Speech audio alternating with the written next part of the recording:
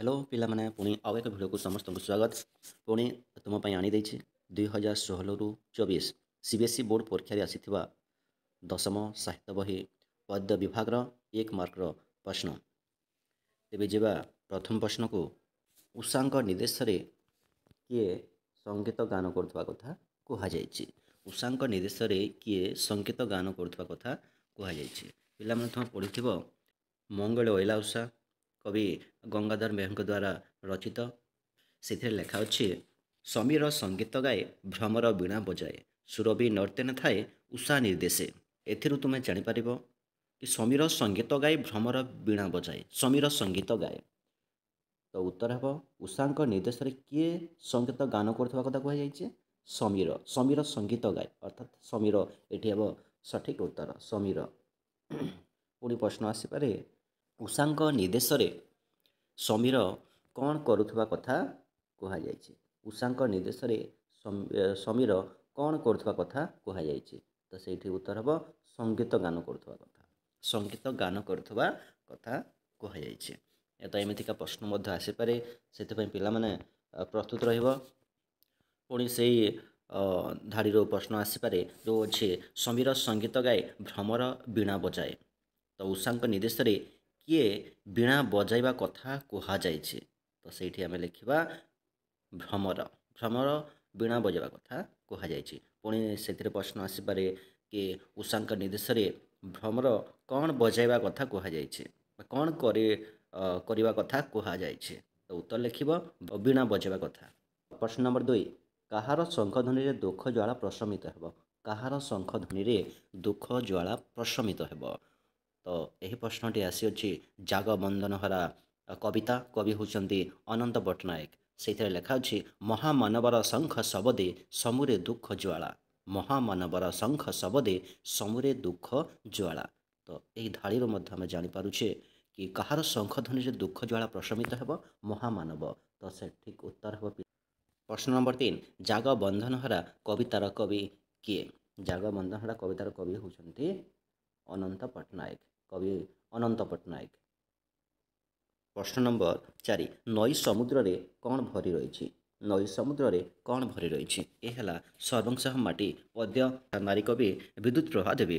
ନଈ ସମୁଦ୍ରରେ କ'ଣ ଭରି ରହିଛି? ନଈ ସମୁଦ୍ରରେ କ'ଣ ଭରି ରହିଛି ପିଲାମାନେ? ତ ଆମେ ସେ ପଦ୍ୟରୁ ଉତ୍ତର ଜାଣିବାକୁ ଚାହିଁବା। ସେ ପଦ୍ୟରେ ଲେଖା ଅଛି, ମନ ସୁଖ ଲାଗି ନଈ ସମୁଦ୍ରରେ ଭରି ଅଛୁ ହସ କଥା, ମନ ସୁଖ ଲାଗି ନଈ ସମୁଦ୍ରରେ ଭରି ଅଛୁ ହସ କଥା। ତ ନଈ ସମୁଦ୍ରରେ କ'ଣ ଭରି ରହିଛି? ହସ କଥା। ତ ପ୍ରଶ୍ନ ଆସିପାରେ କି କେଉଁଠାରେ ଆମର ହସ କଥା ଭରି ରହିଛି ବୋଲି କବି ଅଛନ୍ତି? କେଉଁଠାରେ ଭରି ରହିଛି? ନଈ ସମୁଦ୍ରରେ। ତ ଏମିତି ପ୍ରଶ୍ନ ଆସିପାରେ, ସେହିପରି ଭାବରେ ପିଲାମାନେ ମଧ୍ୟ ପ୍ରସ୍ତୁତ ରହିବ। ନମ୍ବର 5କୁ ଯିବା। ଭାଟ ବେଶରେ କିଏ ସ୍ତବ ପାଠ କରୁଥିବା କଥା କବିତାରେ କୁହାଯାଇଛି? ଭାଟ ବେଶରେ କିଏ ସ୍ତବ ପାଠ କରୁଥିଲା? କୁମ୍ଭାଟୁଆ ହୋଇ ଭାଟ ଆରମ୍ଭିଲା ସ୍ତବ ପାଠ, କଳିଙ୍ଗ ଅଇଲା ପାଟ ମାଘତ ବେଶେ। ଏହି ପଦ୍ୟ ଆସିଅଛି ତମ ମଙ୍ଗଳ ଅଇଲା ଉଷା ପଦ୍ୟର କବି ହେଉଛନ୍ତି ଗଙ୍ଗାଧର ମେହେର। ସେହି ପଦ୍ୟରୁ ଆସିଅଛି ଏହି ପ୍ରଶ୍ନଟି। ଭାଟ ବେଶରେ କିଏ ସ୍ତବ ପାଠ କରୁଥିବା କଥା ଏଠି କୁହାଯାଇଛି? ଭାଟ ବେଶରେ କିଏ ସ୍ତବ ପାଠ କରୁଥିବା କଥା କୁହାଯାଇଛି? କୁମ୍ଭାଟୁଆ, ଯିଏକି ଭାଟ ରୂପରେ ଆସିକି ସ୍ତବ ପାଠ କରୁଥିଲା। ପୁଣି ପ୍ରଶ୍ନ ଆସିପାରେ, ଶ୍ରେଷ୍ଠ ଭାଟ ରୂପେ ଆସି ସ୍ତବ ପାଠ କରୁଥିଲା କିଏ? କଳିଙ୍ଗ ଅର୍ଥାତ୍ କଜଳପାତି ଚଢ଼େ। କଳିଙ୍ଗ ଅଇଲା ପାଟ ମାଗଧ ବେଶେ, ପାଟ ମାଗଧ ବେଶେ ମାନେ ଶ୍ରେଷ୍ଠ ଭାଟ ରୂପେ ଆସି ସ୍ତବ ପାଠ କରିଛି। କବି ଉଷାଙ୍କୁ କେଉଁ ରୂପରେ ବର୍ଣ୍ଣନା କରିଛନ୍ତି? କବି ଉଷାଙ୍କୁ କେଉଁ ରୂପରେ ବର୍ଣ୍ଣନା କରିଛନ୍ତି? କବି ଉଷାଙ୍କୁ କେଉଁ ରୂପରେ? ଯୋଗେଶ୍ୱରୀ ରୂପରେ। କେଉଁ ରୂପରେ? ଯୋଗେଶ୍ୱରୀ ରୂପରେ ବର୍ଣ୍ଣନା କରିଛନ୍ତି। ପରବର୍ତ୍ତୀ ପ୍ରଶ୍ନକୁ ଯିବା। ନମ୍ବର 7, ନବଯୁଗର କେଉଁମାନଙ୍କୁ ଜାଗି ଉଠିବା ପାଇଁ କୁହାଯାଇଛି? ନବଯୁଗର କେଉଁମାନଙ୍କୁ? ନବଯୁଗର ତରୁଣ, ନବୀନ ଯୁଗର ତରୁଣ ଜାଗରେ ଜାଗବନ୍ଦନ ହରା। ପଦ୍ୟରେ ଲେଖା ଅଛି ପିଲାମାନେ, ଜାଗବନ୍ଦନ ହରା ପଦ୍ୟରେ କବି ହେଉଛନ୍ତି ଅନନ୍ତ ପଟ୍ଟନାୟକ। ତ ନବଯୁଗର କେଉଁମାନଙ୍କୁ? ତରୁଣମାନଙ୍କୁ। ନବୀନ ଯୁଗର ତରୁଣ, ନବୀନ ଯୁଗର ତରୁଣ ଜାଗରେ ଜାଗବନ୍ଦନ ହରା, ନବୀନ ଯୁଗର ତରୁଣମାନଙ୍କୁ ଏଠି କବି କହିଛନ୍ତି। ତ ସଠିକ୍ ଉତ୍ତର ହେବ ତରୁଣ। 8 ନମ୍ବର ପ୍ରଶ୍ନକୁ ଯିବା ପିଲାମାନେ। କ'ଣ ଖୋଜି ଦେବା ପାଇଁ କବି ମାଟି ମା'କୁ ପ୍ରାର୍ଥନା କରିଛନ୍ତି? କ'ଣ ଖୋଜି ଦେବା ପାଇଁ? ଖୋଜି ଦେ ମୋର ଚେତନାର ଚାବିକାଠି। ଚେତନା ଗର୍ଭ ମାଟି କେଉଁଠି ହଜିଛି, ଖୋଜି ଦେ ମୋର ଚେତନାର ଚାବିକାଠି। ଖୋଜି ଦେ ମୋର ଚେତନାର ଚାବିକାଠି। ଏହି ଧାଡ଼ିରୁ ଆମେ ଜାଣିପାରିଲେ ତ କ'ଣ ଖୋଜିଦେବା କଥା ଏଠି କବି ମାଟିମାକୁ ପ୍ରାର୍ଥନା କରୁଛନ୍ତି କି ଚେତନାର ଚାବିକାଠି। ତ ସଠିକ୍ ଉତ୍ତର ହେବ ଚେତନାର ଚାବିକାଠି। ପିଲାମାନେ ମଙ୍ଗଳେ ଅଇଲା ଉଷା ପଦ୍ୟଟି କେଉଁ କାବ୍ୟରୁ ସଂଗୃହୀତ? ଏ ମଙ୍ଗଳେ ଅଇଲା ଉଷା କବି ଗଙ୍ଗାଧର ମେହେରଙ୍କ ଦ୍ୱାରା ରଚିତ ମଙ୍ଗଳେ ଅଇଲା ଉଷା ଦ୍ୱାରା ହେବ ତପସ୍ୱିନୀ କାବ୍ୟ। ତ ଏମିତି ପିଲାମାନେ ମନେ ରଖିଥିବ ପ୍ରଶ୍ନ ଆସିପାରେ କି ପ୍ରତ୍ୟେକ କବିତାର କବିଙ୍କ ନାମ ଏବଂ ସେହି କବିତା କେଉଁ କାବ୍ୟରୁ ଆସିଅଛି। ଏହି ପ୍ରକାର ପ୍ରଶ୍ନ ମଧ୍ୟ ଆସିଥାଏ ପରୀକ୍ଷାରେ, ସେଥିପାଇଁ ମଧ୍ୟ ପ୍ରସ୍ତୁତ ରହିବ। ପ୍ରଶ୍ନ ନମ୍ବର 10କୁ ଯିବା। 10 ନମ୍ବର ପ୍ରଶ୍ନ, କ'ଣ ଲୁପ୍ତ ହେଉ ବୋଲି କବି କାମନା କରୁଛନ୍ତି? କ'ଣ ଲୁପ୍ତ ହେଉ? ଲୁପ୍ତ ହେଉ ରେ ଜାତି ଉପଜାତି ଖଣ୍ଡିତ ଶତ ଦେଶ। ଇଏ ହେଲା କେଉଁ ପାଠ ଜାଣିଛ ପିଲାମାନେ? ଜାଗବନ୍ଧନ ହରା। ଲୁପ୍ତ ହେଉ ରେ ଜାତି ଉପଜାତି ଖଣ୍ଡିତ ଶତ ଦେଶ। ତ ଉତ୍ତର ହେବ ଜାତି ଉପଜାତି। ଜାତି ଉପଜାତି ଲୁପ୍ତ ହେଉ ବୋଲି କବି କାମନା କରିଛନ୍ତି। ପରବର୍ତ୍ତୀ ପ୍ରଶ୍ନ, ପ୍ରଶ୍ନ ନମ୍ବର 11, ଲକ୍ଷ୍ମୀକାନ୍ତ କେଉଁ କବି ଭାବରେ ପରିଚିତ? ଲକ୍ଷ୍ମୀକାନ୍ତ କେଉଁ କବି? କାନ୍ତ କବି। ଲକ୍ଷ୍ମୀକାନ୍ତ ମହାପାତ୍ର ଅର୍ଥାତ୍ କାନ୍ତ କବି ଭାବରେ ପରିଚିତ। 12 ନମ୍ବର ପ୍ରଶ୍ନ, ଗଲାଣି ତ ଗଲା କଥାରେ ସଂଗାତ କାହାର ରଚନା? ଗଲାଣି ତ ଗଲା କଥାରେ ସଂଗାତ କାହାର ରଚନା? କବି ସୂର୍ଯ୍ୟ ବଳଦେବ ରଥ। କବି ସୂର୍ଯ୍ୟ ବଳଦେବ ରଥଙ୍କ ଏହି ହେଲା ରଚନା। ପିଲାମାନେ ମନେ ରଖିବ। ପ୍ରଶ୍ନ ନମ୍ବର 13, ଆଶ୍ରମ ଧାତ୍ରୀ ବୋଲି କାହାକୁ କୁହାଯାଇଛି? ଆଶ୍ରମ ଧାତ୍ରୀ ଯାହାକି ବାଲ୍ମୀକି ଆଶ୍ରମ ପାଖେ ବହି ଯାଉଥିଲା, ସେ ନଦୀର ନାଁ ହେଲା ତମସା ନଦୀ। ଏଠି ତମସା ନଦୀକୁ ଆଶ୍ରମ ଧାତ୍ରୀ ବୋଲି କୁହାଯାଇଛି। ପ୍ରଶ୍ନ ନମ୍ବର 14, ପିଲାମାନେ ମନ ଦେଇକି ଶୁଣ। ଆମ ମନ ସୁଖ ଲାଗି ହସ କଥା କେଉଁଠାରେ ଭରି ରହିଛି? ହସ କଥା କେଉଁଠାରେ ଅଛି? ଏ ହେଲା ସର୍ବଂସହ ମାଟି ପଦ୍ୟର ମନ ସୁଖ ଲାଗି କେଉଁଠି ଆମର ହସ କଥା ଭରି ରହିଛି। ମନ ସୁଖ ଲାଗି ନଈ ସମୁଦ୍ରରେ ଭରି ଅଛୁ ହସ କଥା। ମନ ସୁଖ ଲାଗି ନଈ ସମୁଦ୍ରରେ ଭରି ଅଛୁ ହସ କଥା। ସେହି ପଦ୍ୟରେ ଲେଖା ଅଛି। ତ ମନ ସୁଖ ଲାଗି କେଉଁଠାରେ ଭରି ରହିଛି ହସ କଥା? ଆମର କି ନଈ ସମୁଦ୍ରରେ ହସ କଥା ଭରି ରହିଛି। ଦେହ ଦୁଃଖ ଲାଗି ମାଟି ମା କ'ଣ ସାଇତି ରଖିଛି? ଦେହ ଦୁଃଖ ଲାଗି ମାଟି ମା କ'ଣ ସାଇତି ରଖିଛି? ତ ସର୍ବଂସହ ମାଟିରୁ ଏହି ପ୍ରଶ୍ନଟି ଆସିଅଛି। ତ ଦେହ ଦୁଃଖ ପାଇଁ ସାଇତିଛୁ କେତେ ଚେରମୂଳି ଗଛଲତା। ଅର୍ଥାତ୍ ଦେହ ଦୁଃଖ ଲାଗି ମାଟି ମା କ'ଣ ସାଇତି ରଖିଛି? ଚେରମୂଳି ଗଛଲତା। ପୁଣି ପ୍ରଶ୍ନ ଆସିପାରେ କି କ'ଣ ପାଇଁ ମାଟି ମା ଚେରମୂଳି ଗଛଲତା ସାଇତି ରଖିଛି? କ'ଣ ପାଇଁ? ଦେହ ଦୁଃଖ ଲାଗି। ଏମିତି ପ୍ରଶ୍ନ ଆସିପାରେ, ସେଥିପ୍ରତି ଧ୍ୟାନ ଦେବ ପିଲାମାନେ। 16 ନମ୍ବର ପ୍ରଶ୍ନ, ପିତୃବ୍ୟ କହିଲେ କାହାକୁ ବୁଝାଏ? ବାପାଙ୍କ ସାନ ଭାଇ। ପିତୃବ୍ୟ କାହାକୁ କୁହାଯାଏ? ବାପାଙ୍କ ସାନ ଭାଇକୁ ପିତୃବ୍ୟ ବୋଲି କୁହାଯାଇଛି। ତ ରାଘବଙ୍କ ଲଙ୍କା ଯାତ୍ରାନୁକୂଳ, ଏଥିରେ ପିତୃବ୍ୟ କାହାକୁ କୁହାଯାଇଛି? ସୁଗ୍ରୀବଙ୍କୁ କୁହାଯାଇଛି। ତ ପିତୃବ୍ୟ କହିଲେ କାହାକୁ ବୁଝାଯାଏ? ଏମିତି ପ୍ରଶ୍ନ ଯଦି ଆସେ ତ ପିତୃବ୍ୟର ଅର୍ଥ ହେଲା ବାପାଙ୍କ ସାନ ଭାଇ। ତ ଏଠି ଉତ୍ତର ହେବ ବାପାଙ୍କ ସାନ ଭାଇ। ଯଦି ପ୍ରଶ୍ନ ମଧ୍ୟ ଆସିପାରେ କି ପିତୃବ୍ୟ କାହାକୁ କୁହାଯାଇଛି? ଏହି ପଦ୍ୟରେ ଯେଉଁ ରାଘବଙ୍କ ଲଙ୍କା ଯାତ୍ରାନୁକୂଳ ପଦ୍ୟରେ ପିତୃବ୍ୟ ବୋଲି କାହାକୁ କୁହାଯାଇଛି? ତ ସେଇଠି ଯଦି ଅପସନ୍ ଥାଏ ବିକଳ୍ପ, ବହୁ ବିକଳ୍ପ ପ୍ରଶ୍ନ, ଯଦି ଅପସନ୍ ଥାଏ ସୁଗ୍ରୀବ ବୋଲିକି, ତ ସୁଗ୍ରୀବ ମଧ୍ୟ ଉତ୍ତର ହେବ। ପ୍ରଶ୍ନ ନମ୍ବର 17, ନିଶା ଆଗମନରେ ଅବନୀ କେଉଁ ରୂପ ଧାରଣ କରିଛି? ଏ ପ୍ରଶ୍ନଟି ଆସିଅଛି ଚିଲିକାରେ ସାୟନ୍ତନ ଦୃଶ୍ୟ ପଦ୍ୟରୁ। ପିଲାମାନେ ପଢ଼ିଥିବ ତୁମେମାନେ। ନିଶା ଗମେ କ୍ରମେ ଲୋକ କୋଳାହଳ ନିବର୍ତ୍ତି ଅବନୀ ହେଉଛି ନିଶ୍ଚଳ। ନିଶା ଗମେ କ୍ରମେ ଲୋକ କୋଳାହଳ ନିବର୍ତ୍ତି ଅବନୀ ହେଉଛି ନିଶ୍ଚଳ। ତ ଅବନୀ ନିଶା ଆଗମନରେ ନିଶ୍ଚଳ ରୂପ ଧାରଣ କରୁଛି। ତ ସଠିକ୍ ଉତ୍ତର ହେବ, ଆମେ ଲେଖିବା ନିଶ୍ଚଳ ରୂପ। କେଉଁ ରୂପ ପିଲାମାନେ? ନିଶ୍ଚଳ ରୂପ। ପ୍ରଶ୍ନ ନମ୍ବର 18, ସମ୍ମୁଖେ କିଏ କୁହେଳି ରଚନା କରିଛି ବୋଲି କବି କହିଛନ୍ତି? ସମ୍ମୁଖେ କିଏ କୁହେଳି ରଚନା କରିଛି?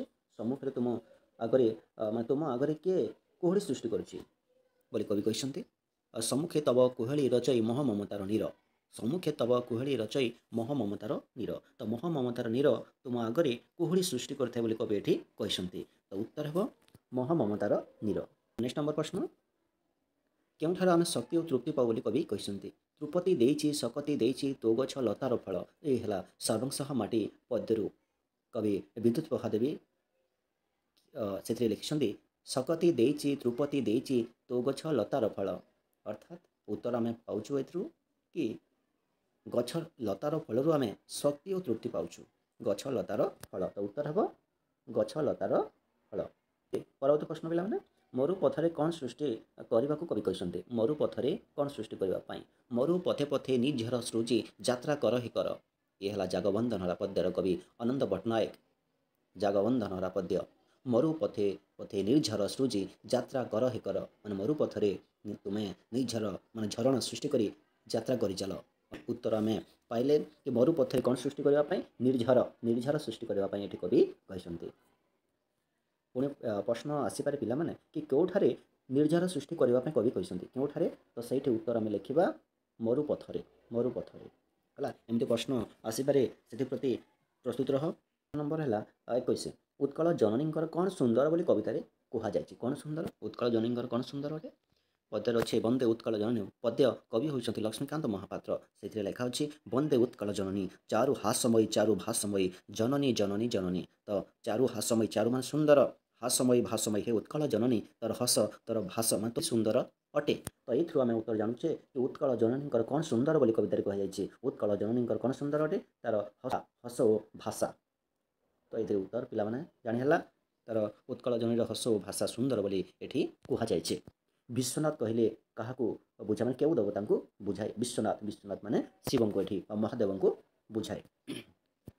दुकूल कहले कौन बुझाए प्रश्न नंबर 23 दुकूल माने पाटलुगा ये क्या पाटलुगा परिधान करने कथा कहुई दिगंगना मान दिगंगना ज्योत्ना दुकूल बासिनी दिगंगना ज्योत्ना दुकूल बासिनी अर्थात ये दुकूल माने पाटलुगा को कहुई क्यों मैंने पाटलुगा परिधान कर दिगंगना माने ये प्रश्न आसपे दुकूल बासिनी बोली क्या कहुई तो उत्तर हम दिगंगना। तो दुकूल कहले कौन बुझाए ये पाट लुगा। परवर्ती प्रश्न पिला माने कहा उपद्रव जोगु शांति लोकाल छाड़ी यहाँ ये प्रश्न है चिलिका बारे सायंतन दृश्य पद्यर आसी क्या उपद्रव जोगु पद्य लेखा अच्छे पिला तुम्हें पढ़ी कली उपद्रवे तेजी लोकालय शांति की स्थले भजिले आश्रय। तो किए आश्रय ना कथा कह शांति देवी ये आश्रय नहीं मैं चिलिकार आश्रय नहीं क्या उपद्रव जोगु कली उपद्रव जोगु ये उत्तर हम कली उपद्रव जोगु शांति देवी ये आश्रय नहीं अर्थात क्या छाड़ी कौन छाड़ी लोकालय छाड़ी चिलिकार आश्रय नहीं कवि ये वर्णना करते।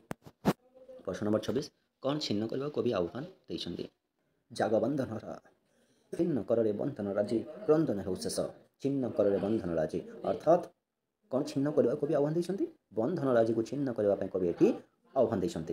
प्रश्न नंबर 27 कौन चूर्ण हो कवि कहते कौन चूर्ण हो चूर्ण करे चंदन तब पीड़नर पर्वत।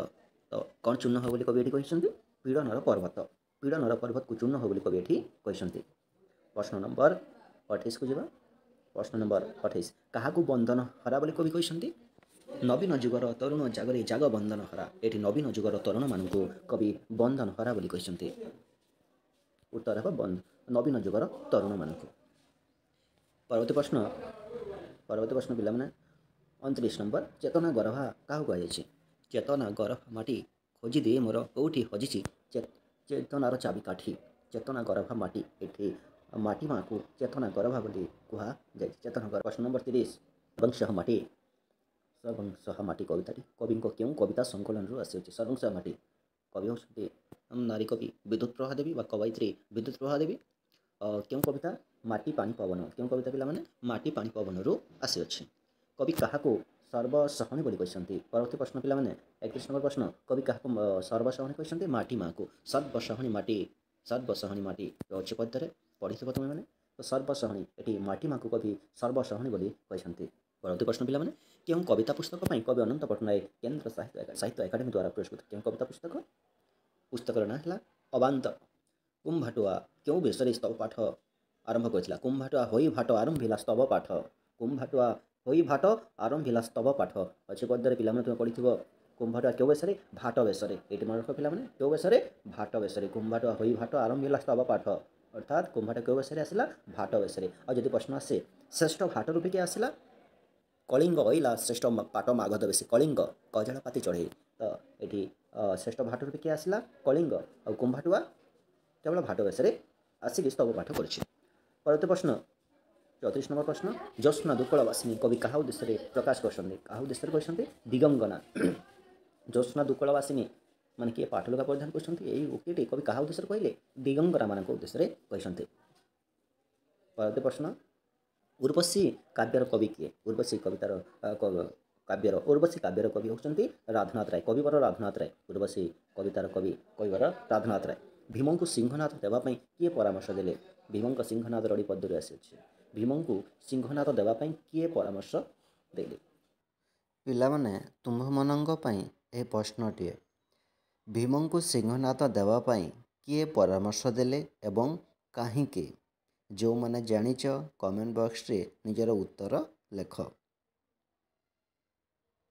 ପିଲାମାନେ, ଏତିକିରେ ସରିଗଲା ଆମର ଯେଉଁ 2016ରୁ 24 ମସିହା ପର୍ଯ୍ୟନ୍ତ ଯେଉଁ ବାର୍ଷିକ ପରୀକ୍ଷାରେ ପ୍ରଶ୍ନ ଆସିଥିଲା ବହୁ ବିକଳ୍ପ ପ୍ରଶ୍ନ ଅର୍ଥାତ୍ MCQ, ସେହି ସମସ୍ତ ପ୍ରଶ୍ନ ଏଠି ମୁଁ ଉପସ୍ଥାପନ କଲି। କେମିତି ଏହି ଭିଡ଼ିଓଟି କେମିତି ଲାଗିଲା ନିଶ୍ଚିତ ଭାବରେ କମେଣ୍ଟ ମାଧ୍ୟମରେ ଜଣାଇବ।